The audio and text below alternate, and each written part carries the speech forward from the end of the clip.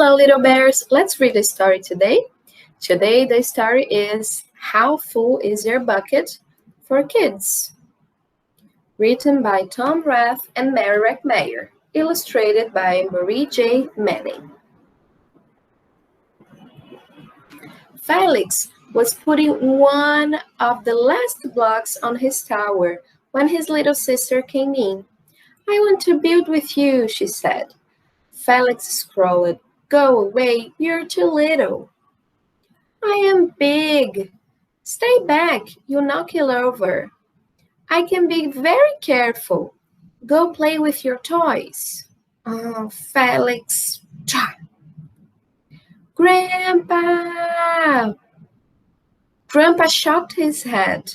"Felix, you just dipped from your sister's bucket." Like everyone else, Anna has an invisible bucket. When it's empty, she feels bad. When it's full, she feels great. Didn't you ever notice your own bucket? Invisible bucket? Sometimes Felix couldn't quite tell when his grandfather was joking. But the next morning, when Felix woke up, there it was, a small gray bucket floating above his head. When Felix came down to have breakfast, his mother was in a hurry.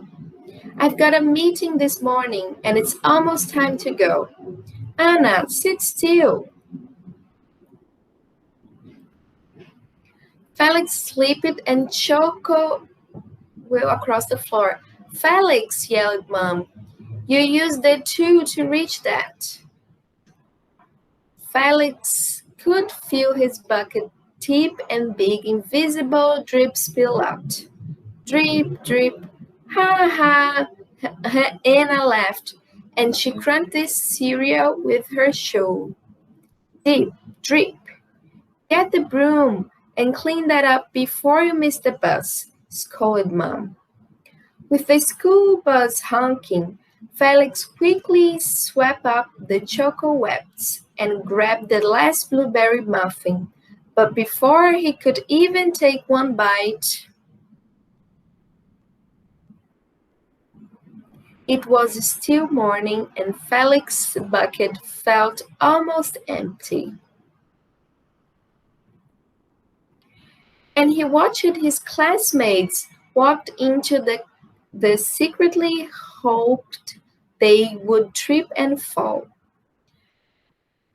That's what it feels like when you have an empty bucket. Felix slumped into his seat and waited for something else bad to happen. Mr. Bunklingwell walked in slowly to his desk and handed him a paper.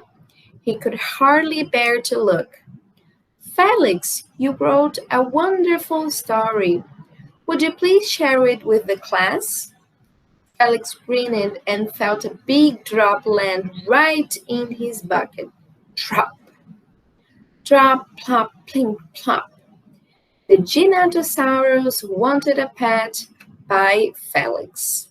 The class grew quiet. They laughed and at the right places and ooh at the scary parts.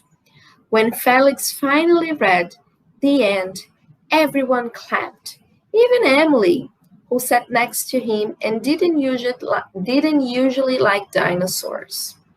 Felix felt a whole shower of drops land in his bucket. Maybe the day wouldn't be so bad after all. Drop. Team, captains today, Veronica and Felix. Drop. Nice cow. It's a dog. Well, nice colors there, Felix. Cool laser ant, backpack Felix. By afternoon, Felix's bucket was nearly full. At recess, when he looked around, Felix suddenly realized that his grandpa was right. Everyone else had a bucket too. When Felix burst in the door after school, he shouted, "You were right, Grandpa. I have a bucket and I understand how it works." Then he saw Anna torn. "Bad dog," he almost scolded.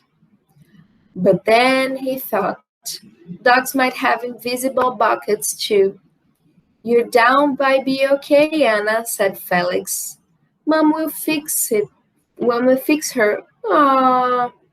Until then, do you want to help me build the tallest building in the world with my bucket? And so they did. The end.